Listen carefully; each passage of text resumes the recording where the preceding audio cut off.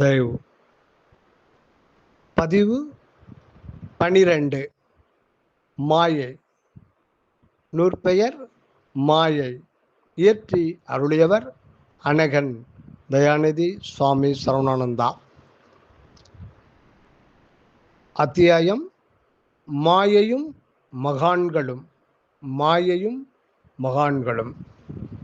தயவு அருட்பெருஞ்சோதி அருட்பெருஞ்சோதி தனிப்பெரும் கருணை அருட்பெரும் ஜோதி. மாயையும் மகான்களும். மக்களினம் இவ்வுலகில் தோன்றி எவ்வளவோ நெடுங்காலமாகின்றது. இவர்களுள் பலர் பலவேறு காலங்களில் தோன்றி பலப்பலவான கருத்துக்களை வெளிப்படுத்தியுள்ளார்கள். அக்கருத்துக்கள் கடவுள் உண்மையோடு விரவியதாயும் அவற்றை ஐயம் திரிபர கற்று தெளிந்து பின்பற்றி நடத்தலால் நல்லின்ப வாழ்வு பெறலாம் என்றும் பிற்சந்ததியார் கண்டு ஒழுகி வரலாயினர். அந்த உண்மையை கண்டு காட்டிய உத்தமர்கள்தாம் மகான்கள் என்று போற்றப்படுபவர்களாவர். இதுவரை தோன்றி இறை உண்மையை வெளிப்படுத்த முயன்ற பெரியோர்கள் கடவுள் அருளால் கண்டு உரைத்ததில் முக்கியமானவை யாவை எனில், 1. எல்லாம் வல்ல கடவுள் ஒருவர் உண்டு. 2.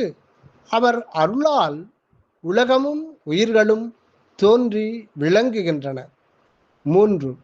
கடவுள் உண்மையை அறிந்து அருளை அடைந்து இன்ப வாழ்வு பெறவே மனிதன் இவ்வுலகில் வருவிக்கப்பட்டுள்ளான். 4. மேற்குறித்தவை மூன்றுமே சச்சிதானந்த பதி அம்சம் ஆகும். அதனை அடைவிக்க வேண்டி அறிவை தூண்டிவிடவும் வாழ்வில் செலுத்தவும் வழங்கப்பட்ட வழிவகைகளை நன்கு ஆய்ந்து ஏற்று நடத்தல் வேண்டும். மேற்குறித்த இந்த 4ம் மனுக்குலத்தை பண்படுத்தவே அருளி செய்யப்பட்டன. எனினும் அருட்பக்குவம் ஏற்படாது இருந்ததால் கடவுள் உண்மையை பூரணமாக அறிந்து கொள்ள முடியாமல் இருந்தது. கரணேந்திரியங்களின் பக்குவத்திற்கு தக கடவுள் கருத்து ஏகதேசமே வெளிப்படுத்தப்பட்டது. அதனை பின்பற்றி ஒழுக முற்பட்டவர்களும் குறை அறிவால் பொய்நெறிகளில் போந்து கலக்கமுற்றனர். அவர்கள் அக வாழ்வையும் புற வாழ்வையும் தனித்தனியாக பிரித்து நோக்கி ஒரு வழி செல்ல மறுவழியை விட நேர்ந்தது.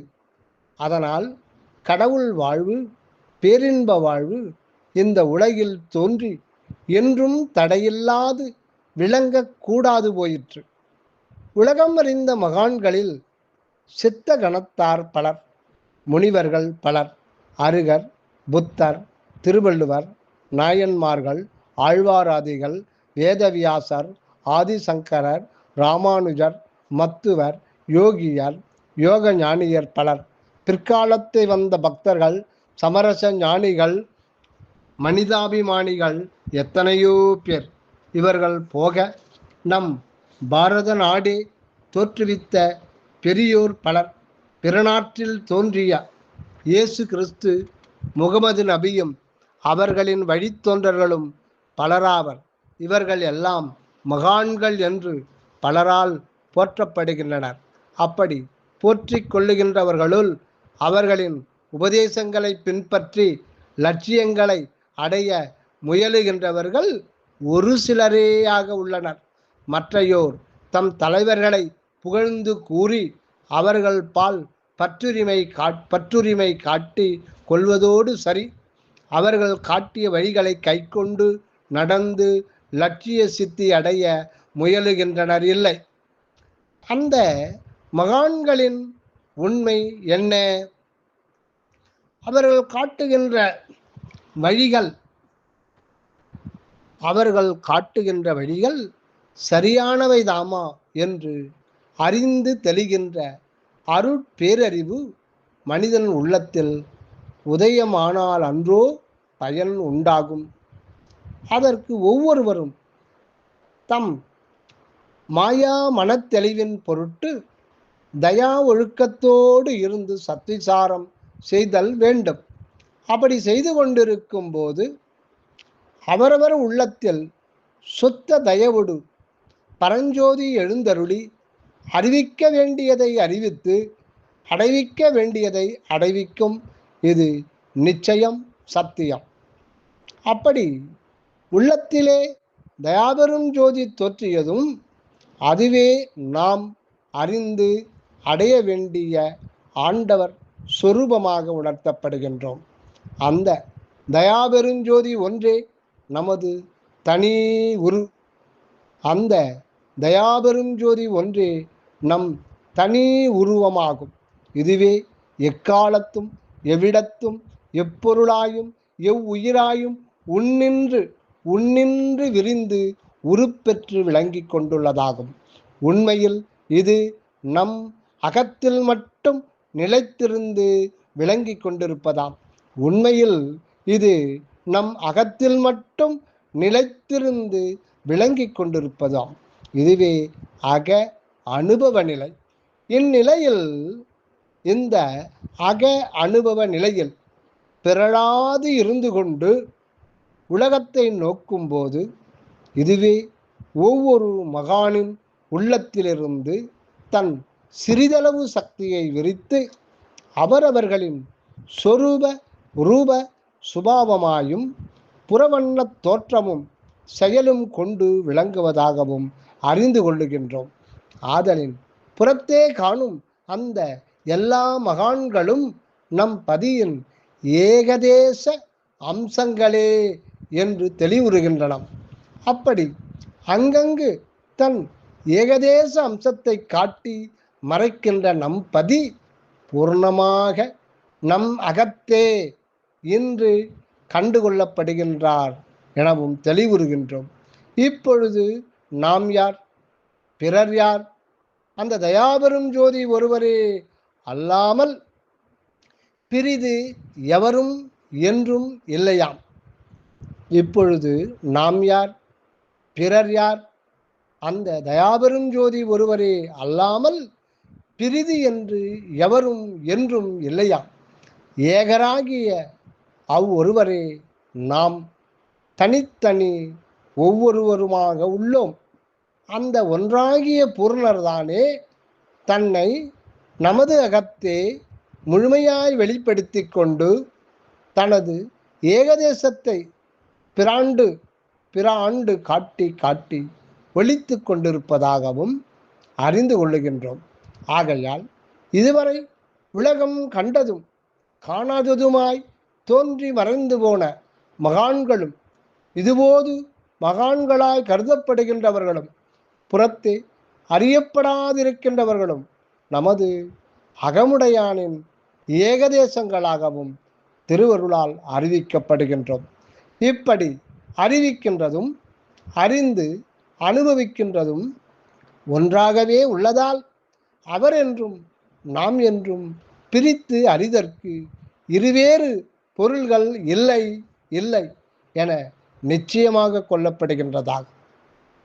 ஆகவே அந்த அருட்பூர்ணராகிய பெரும்பதியை ஒன்றி இருந்து வாழ்கின்றார். ஆகவே அந்த அருட்பூரணராகிய பெரும்பதியை ஒன்றியிருந்து வாழ்கின்ற வாழ்க்கை அனுபவம் இந்த நம் சிறநடு சிற்றம்பரத்தில் இருந்துதான் காரியப்படுமே அல்லாது பிற எவ்விடத்தும் எவ்வகையிலும் வெளிப்படாது என அறிதல் வேண்டும். அடுத்ததாக அனுபவ நிலை.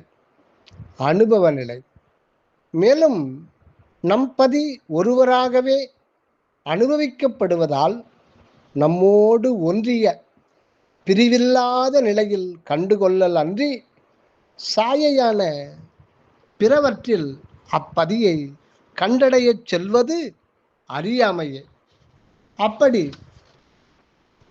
பிற இடங்களில் நாட்டம் வைத்து செல்லும் போது உண்மை நிலையில் பிறழ நேர்ந்துவிடும். அந்த பிறழ்ச்சியால் ஒருவனது நிலையும் வாழ்வும் தாழ்ச்சி பெற்று அழியும்.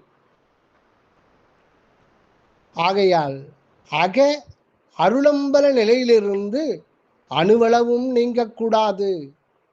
ஆகையால் அக அருளம்பல நிலையினின்று அணுவளவும் நீங்கக்கூடாது.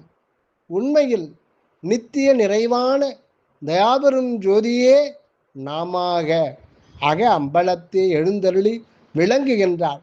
அப்படி விளங்குகின்றவரே தமது முழு தன்மையை அனுபவத்தில் வெளிப்படுத்தி கொள்ளவே தமது ஏகதேசத்தை பலப்பலவாகிய மகான்களின் ஆறாக பலகாலத்தும் காட்டி கொடுத்து கொண்டுள்ளார்.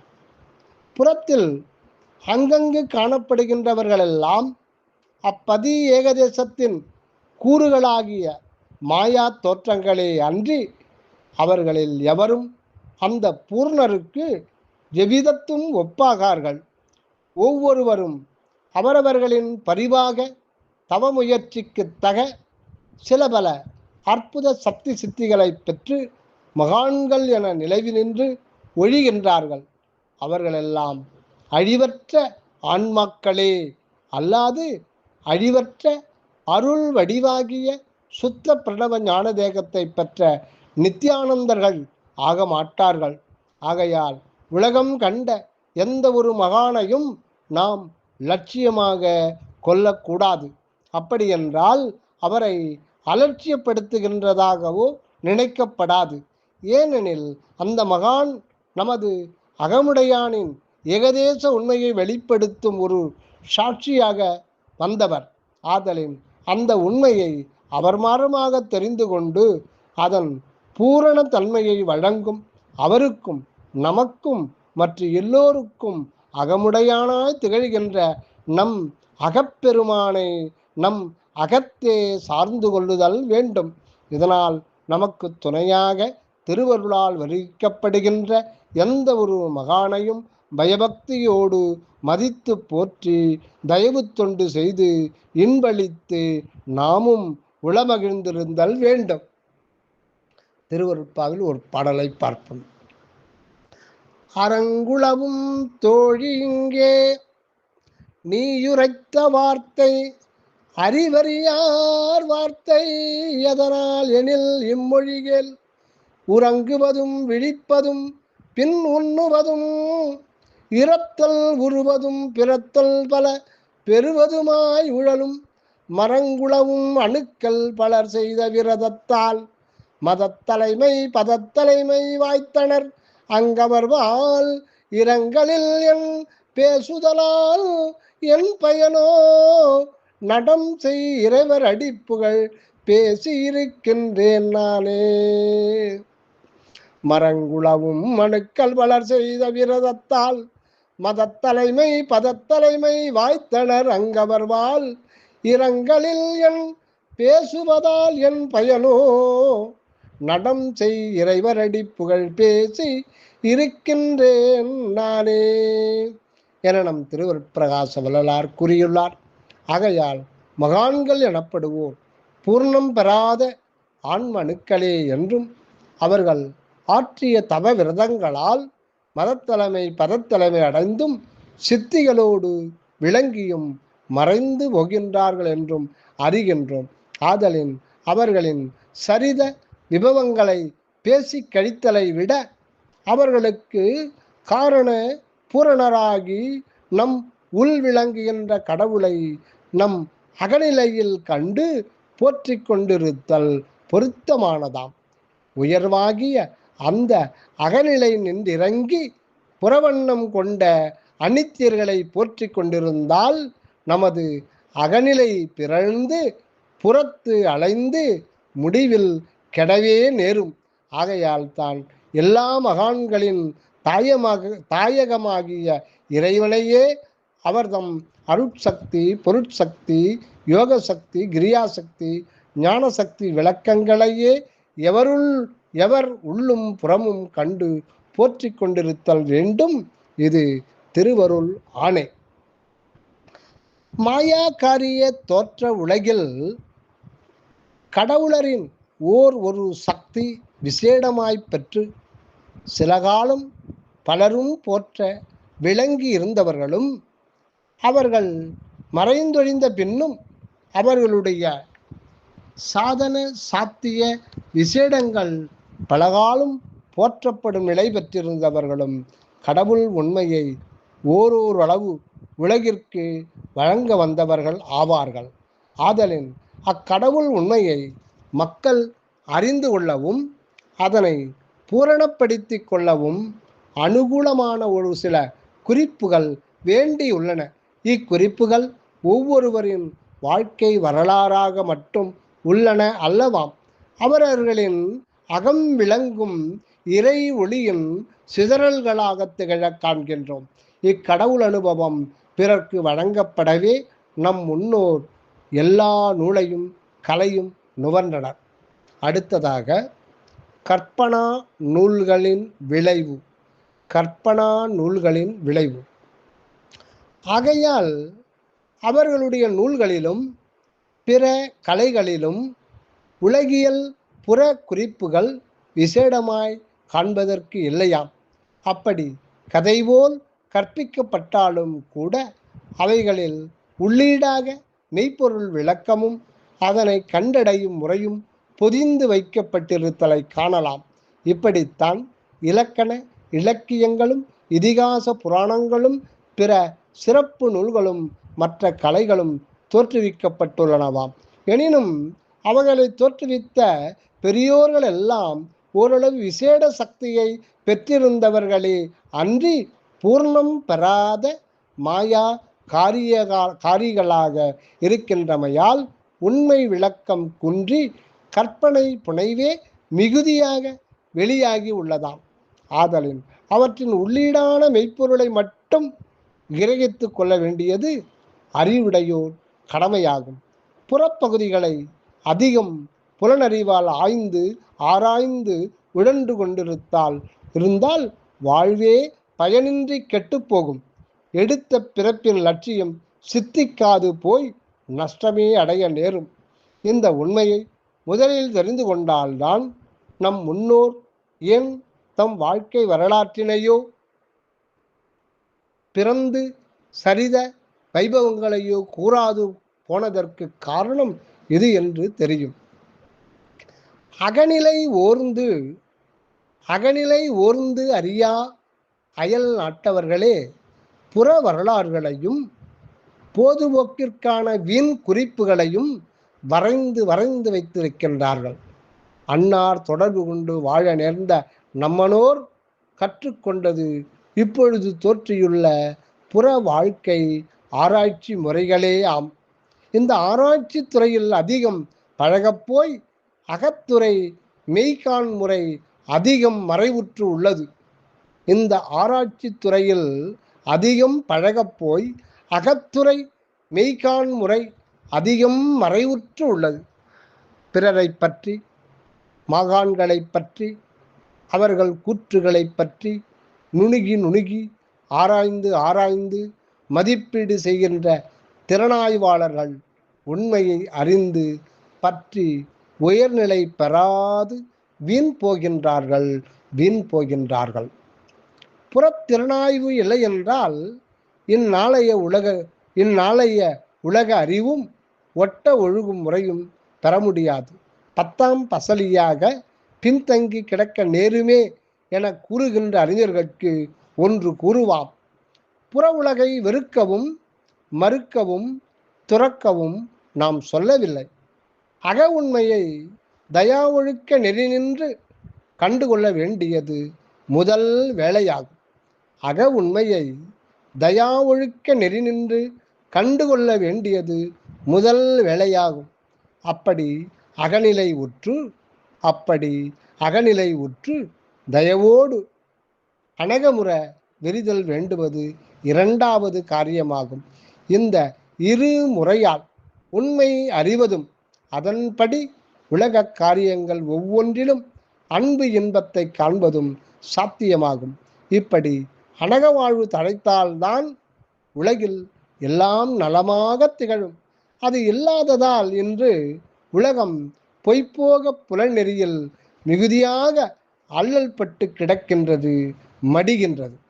சுத்த தயவோடு கூடிய விஞ்ஞானம் மெஞ்ஞானத்தை எளிதில் அடைவிக்குமே. மாய வாழ்க்கையை மெய்யென்று எண்ணி மயங்கிடா வகை நல்கும்.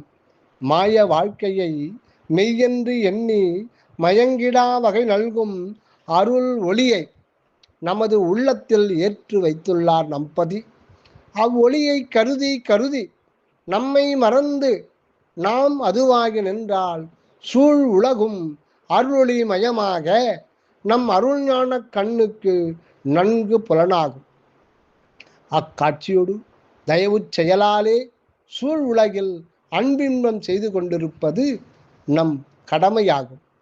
அடுத்ததாக தேவர், நரகர், சுரர், அசுரர் முதலியோர்கள். தேவர், நரகர், சுரர், அசுரர் முதலியோர்கள் மனித பிறப்பு எய்தி இருந்து புகழ்பட வாழ்ந்து பிறரால் மதிக்கப்பட்டவர்கள் படுகின்றவர்கள்தாம் மகான்கள் என போற்றப்படுபவர்கள். இவர்கள் அல்லாது தூளதேக நிலை கடந்து சுக்கும ஆவி வடிவங்களில் தேவர்கள், நரகர்கள் முதலியவர்கள் உள்ளதாக கூறப்படுகின்றனர். இவர்களல்லாது பேருருவில் தோற்றும் சுர, அசுர, பூத, பைசாதர்கள் பலர் உளர் என்பர்.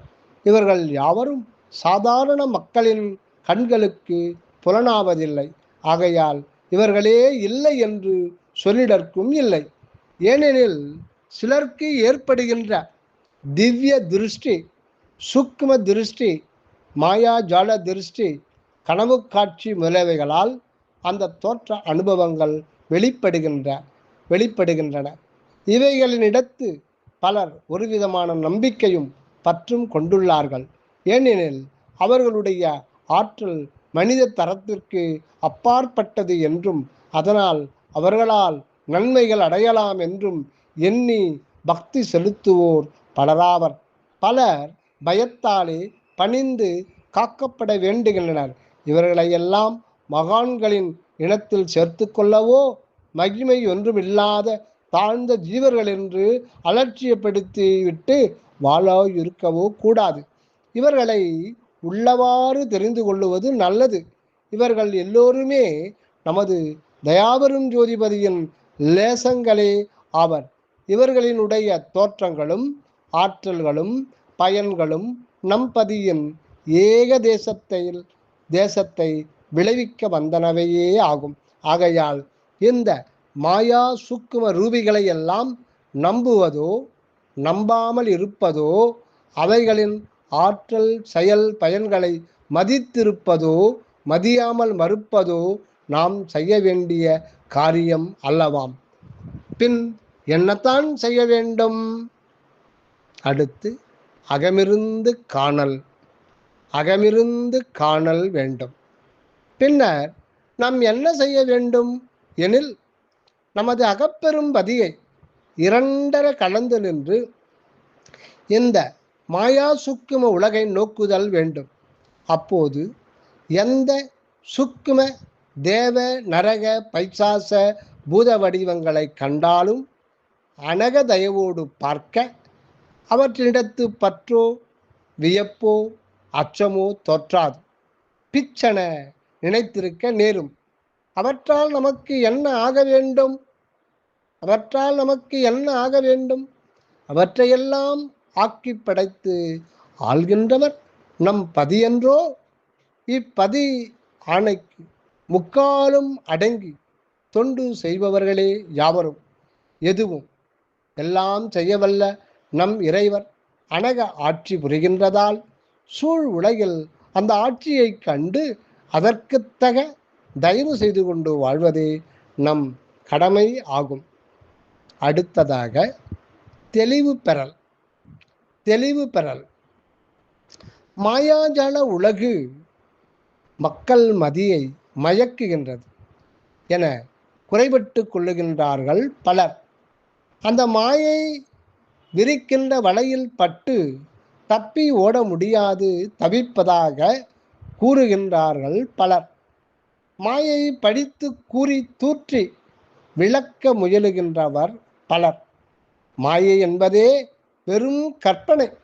அதனை உள்ளபடி இயற்கை அன்னையாக கண்டு போற்றி பணிந்து இயற்கையோடு ஒத்து வாழ்வதே சாலும் என்கின்றனர் பலர். இவர்களில் எவர் கூற்றை ஏற்பது? அகவிழியால் நோக்கி உண்மை கண்டு ஆண்டவர் ஆணைப்படி நடப்போம். அருளாளன் ஆணையால் எல்லாம் தோன்றி தோன்றி மறைகின்றன. ஏன்? நம்மை பக்குவப்படுத்தி அருள்ஞான மேல்நிலைக்கு ஏற்றி வைக்கவே அந்த செயல் நடக்கின்றது. அதுவே மாயாதே தோன்றி தோன்றி மறைகின்ற மாயை ஆகும். மதியை மாயை மயக்குகின்றதாக கருதுவது சரியன்று.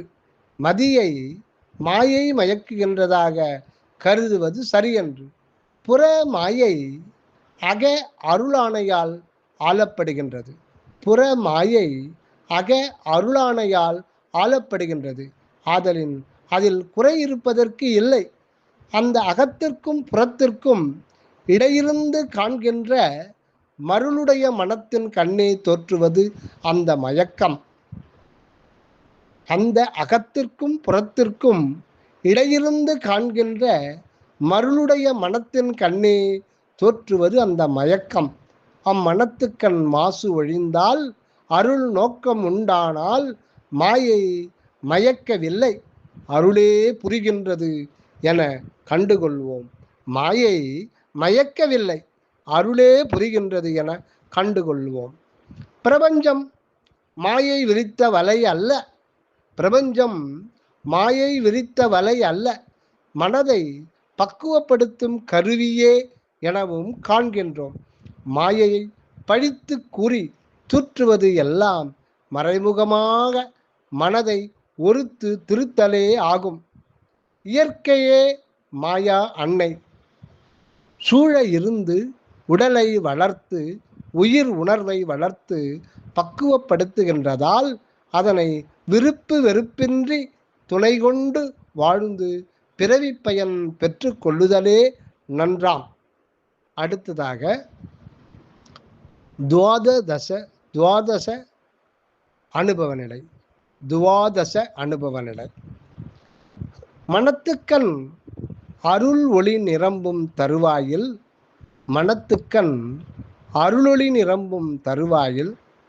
அந்த மனமே தன்னை இழந்து அருட்ஜோதி மயமாகி இலங்குவதாம். இந்த அருட்ஜோதி நிலை வளர மனம் எவ்வளவோ காலம் இந்த மனித பிறப்புருவில் பலவிதமான வாழ்க்கை சூழலில் பழக்கப்பட்டு சுகதுக்கங்களை அனுபவித்து கடந்து வர வேண்டி உள்ளது.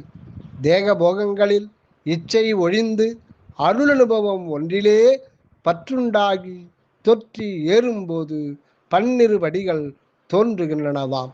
அவை அவன: 1 பூதநிலை, 2 கரண நிலை, 3 பிரகிருதி நிலை, 4 மோகினி நிலை, 5 அசுத்த மாயா நிலை, 6 அசுத்த மகாமாயா நிலை, 7 சுத்த மாயா நிலை, 8 சுத்த மகாமாயா நிலை, 9 சர்வ மகாமாயா நிலை, 10 குண்டலி நிலை, 11 பிரணவ நிலை, 12 பரிகிரக நிலை.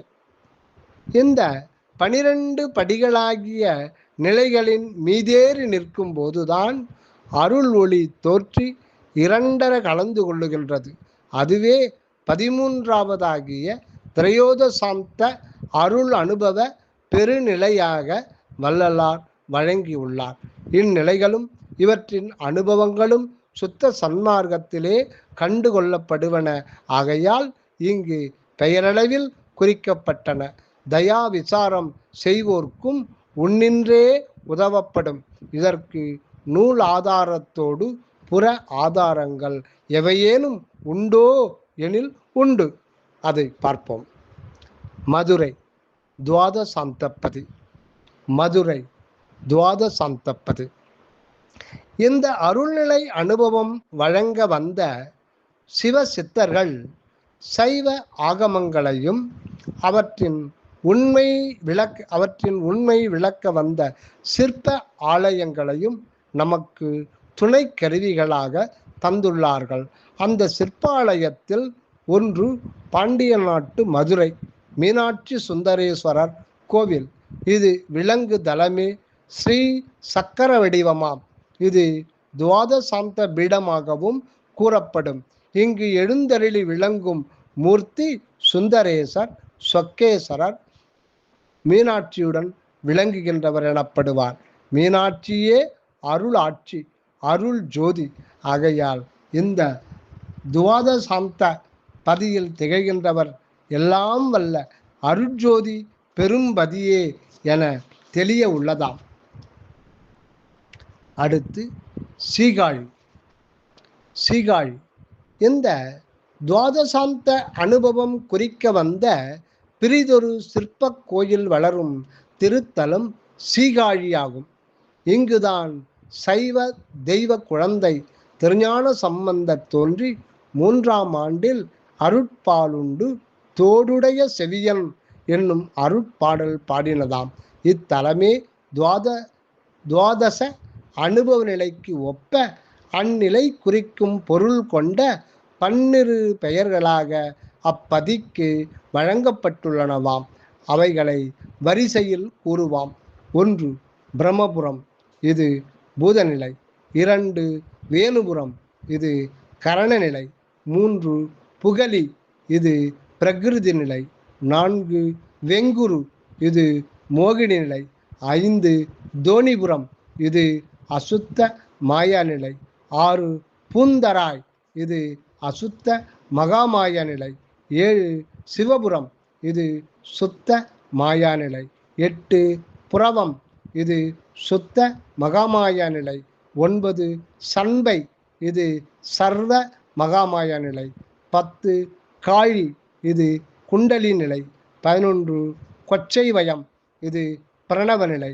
12 கழுமலம், இது பரிகிரக நிலை. இந்த துவாதசாந்த தலத்திலே நம் திருஞான சம்பந்த பெருமான் அருள் கொண்டு அருளிய பாடலே முதற்பாவே மேற்குறித்த தோடுடைய செவியன் என்ற கடவுளை கற்பித்து கூறும் செயல். இச்செயலில் பீடுடைய பிரமாபுரம் மேவிய பெம்மான் இவன் அன்றே என்று சுட்டாமல் சுட்டி காட்டியுள்ளார். மற்ற செய்யுள்களில் அப்பதிக்குரிய மற்ற பெயர்களை வைத்து பாடி அருளினார்கள். சிற்ப சித்தர்கள் கண்ட ஆலயங்களில் யோகாற்புத சித்திக்கே முதலிடம் கொடுத்துள்ளார்கள். ஆதலின் அந்த யோக சக்தியின் விசேடம் குறிக்கும் வண்ணம் குண்டலி நிலை அனுபவம் சுட்ட வந்த காழி என்னும் பெயரையே உலக வழக்கில் வழங்கச் செய்து விட்டார்கள். அதுவே இன்று சீகாழி அல்லது சீர்காழி என விளங்குகின்றதாம். இங்கு ஞான சம்பந்தர்க்கு திரையோதசாந்த அனுபவம், அருள் அனுபவம் ஏற்பட்டது. அதுவே அவர் 3ஆம் ஆண்டில் அருட்பாலுண்டு அருட்பாடல் பாடி அற்புத சித்திகள் பல புரிந்து கொண்டு 13 ஆண்டுகள் தலங்கள் தோறும் சென்று தேவாரம் பாடியதாகும். முடிவில் திரையோதசம் என்னும் 13ஆம் நிலை அனுபவத்தை தமது 16ஆம் ஆண்டில் பெற்றார். அதுவே பெருமண நல்லூர் திருமண விழாவில் திருஞான சம்பந்தர் அருள் திருவுடன் ஜோதியில் கலந்தார் என்க. இந்த அனுபவம் ஒவ்வொருவரும் அகத்தே கண்டு பெற வேண்டிய ஒன்றே. அந்த லட்சியத்தோடுதான் புறத்தே மூர்த்தி தல தீர்த்த விசேடங்களோடு ஞான சம்பந்தருடைய வரலாறு கற்பிக்கப்பட்டுள்ளதாம். ஆகையால் அதே லட்சிய சித்தியின் பொருட்டு திருஞான சம்பந்தரின் உண்மை வரலாற்றை ஆய்ந்து கொள்ள வேண்டும் நாம். அதனை விடுத்து வீண் சர்ச்சையில் இறங்கி திருஞான சம்பந்தர் வரலாறு முற்றிலும் உண்மையா பொய்யா என்றும் பிற சரித்திர சான்றுகளுக்கு பொருந்தியுள்ளதா இல்லையா என்றும் அந்த சம்பந்தரை வழிபடலாமா அல்லது அவர் வழிபட்ட சிவபெருமானையே நேரடியாக வழிபடலாமா? அந்த சிவனடியாராகிய சம்பந்தரை போற்றிய ராமலிங்க வள்ளலாரை போற்றுதல் சரியா என்றெல்லாம் மனமயக்கம் கொண்டு அலைகின்றனர் மாயாக்காரிகள். இது முதல் அந்த மாயை ஒழிய நம் அருட்பெரும் ஜோதிபதி திரு அருள் பாலிப்பாராக. அந்த அருளாலே அருளை போற்றி பணிந்து அருளடைந்து ஆனந்திப்போமாக. இப்பொழுது நமக்கு திருஞான சம்பந்தர் ஒரு மகானாகவும் அகமலர்ந்த அருள் ஜோதியின் ஒரு சிறு கூறாகவும் விளங்கி உண்மை உணர்த்தி சென்ற ஒரு தத்துவ ரூபியாகவும் கண்டுகொள்ளப்படுகின்றார். அவர் கண்ட தோடுடைய செவியன் அருட்பெரும் ஜோதிபதியின் அருட்கற்பனா சிற்ப வடிவமே. இந்த இருநிலை உண்மையும் அருள் நிலையில் கண்டு போற்றியவர் ராமலிங்க சுவாமிகள் என்னும் திரு அருட்பிரகாச வள்ளலார்.